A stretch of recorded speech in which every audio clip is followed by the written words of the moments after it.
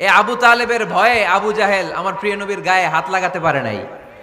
তার মানে ভালোবাসায় কোনো ভেজাল, ভেজাল আদর্শে, ভেজাল কিসে? শেষ নিঃশ্বাস ত্যাগ করার আগে আবু তালেব অসুস্থ, আবু জাহেল উতবা সাইবা একদিকে, আমার নবী আরেক দিকে।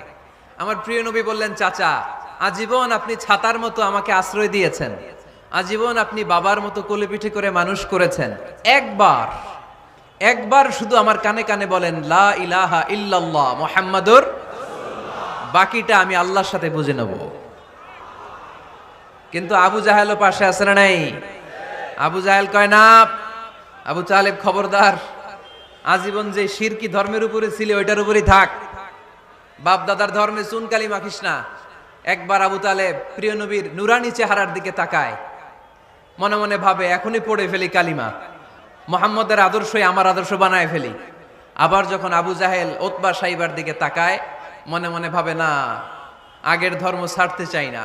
এই দোটানা অবস্থা থেকে শেষ নিঃশ্বাস ত্যাগ করার আগে আবু তালেব এটা বলে মারা গিয়েছে, আলা মিল্লাতি আব্দুল মুত্তালিব, আমি আব্দুল মুত্তালিবের শিরকি ধর্মের উপর থেকে শেষ নিঃশ্বাস ত্যাগ করলাম। তার মানে আল্লাহর দেয়া বিধান অনুযায়ী সে জান্নাতি না জাহান্নামী?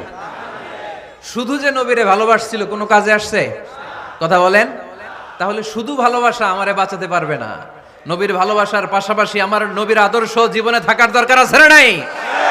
তুমি আশেকে রাসূল, তুমি খাদ্যে ভেজাল দাও, তুমি আশেকে রাসূল, তুমি ওজনে কম দাও, তুমি আশেকে রাসূল, তুমি দেশের টাকা বিদেশে পাচার করো, তুমি গীবত করো, তুমি হিংসা করো, তুমি অহংকারীদের রাজা। তোমার এই ভালোবাসা তোমারে বাঁচাতে পারবে যদি আদর্শে দ্বন্দ্ব থাকে। আমরা আল্লাহ রাসূলকে ভালোবাসি, রাসূলের আদর্শও মেনে নিয়েছি, কারণ আমার নবীর আদর্শই আমার।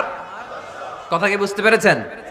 এজন্য রাব্বুল আলামিন বলেন, ওয়ামা আতাকুমুর রাসূলু ফাখুযুহু ওয়ামা নাহাকুম আনহু ফান্তাহু ওয়াত্তাকুল্লাহা ইন্নাল্লাহা শাদীদুল ইকাব।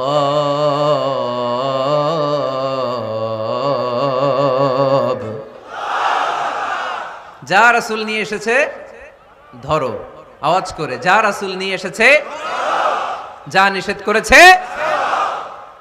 কথা ক্লিয়ার না?